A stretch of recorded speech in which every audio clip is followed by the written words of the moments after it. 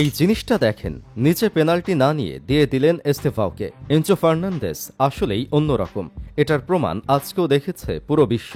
যেভাবে একজন আর্জেন্টাইন হয়েও ব্রাজিলিয়ান একজন সম্ভাবনাময় তরুণের জীবনে প্রথম ইউসিএল গোলের সুযোগ করে দিলেন, সেটা আসলেই যেন মনে করিয়ে দেয় রোনালদিনহোর সেই পাসের কথা, যেই পাস থেকে মেসি করেছিলেন তার শুভ সূচনা গত ইউরোপ কাঁপানো আয়াক্সের, যেখানে ৪৫ মিনিটে একটি পেনাল্টি পায় চেলসি। সেখান থেকে গোল করেন এনজো ফার্নান্দেস, কিন্তু তারপরেই আরেকটা পেনাল্টি পায় চেলসি। সেই পেনাল্টি আদায় করেন ব্রাজিলিয়ান ওয়ান্ডার বয় এস্তেভাও উইলিয়ান। এনজো চেলসির দলপতি, চেলসির হয়ে পেনাল্টি কিক এখন তিনিই নেন।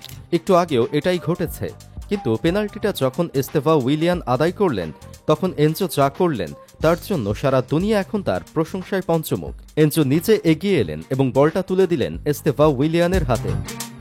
অনেকের কাছে মনে হতে পারে ব্যাপারটা সাধারণ, কিন্তু না, ব্যাপারটা মোটেও এমন না।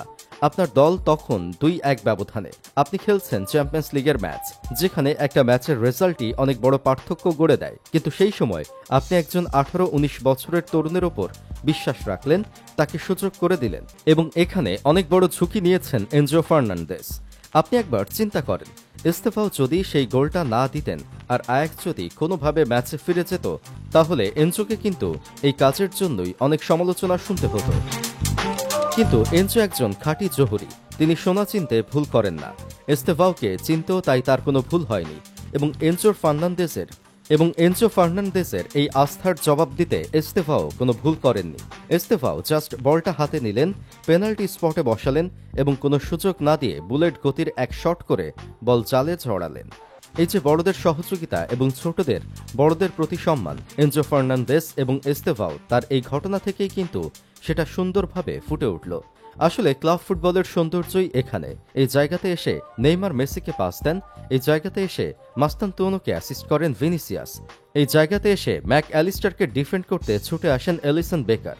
আর এনজো ফার্নান্দেস যেটা করলেন, সেটা তো ইতিহাসের পাতায় জায়গা করে নেওয়ার মতো একটা ঘটনা।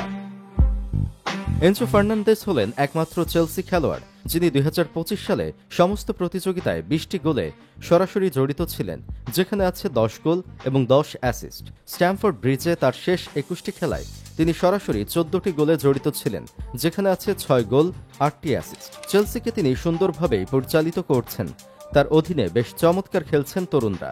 কিন্তু তিনিও যে খুব আহামরি বয়সের এমন তা না। কথায় আছে না, কিছু কিছু মানুষের ম্যাচুরিটি আসে অল্প বয়সেই। এনজো ফার্নান্দেস হলেন তেমন একজন। আশা করা যায় এনজো এস্তেভাওদের হাত ধরে চেলসি আগামী দিনগুলোতে অনেক বেশি শিরোপার দেখা পাবে।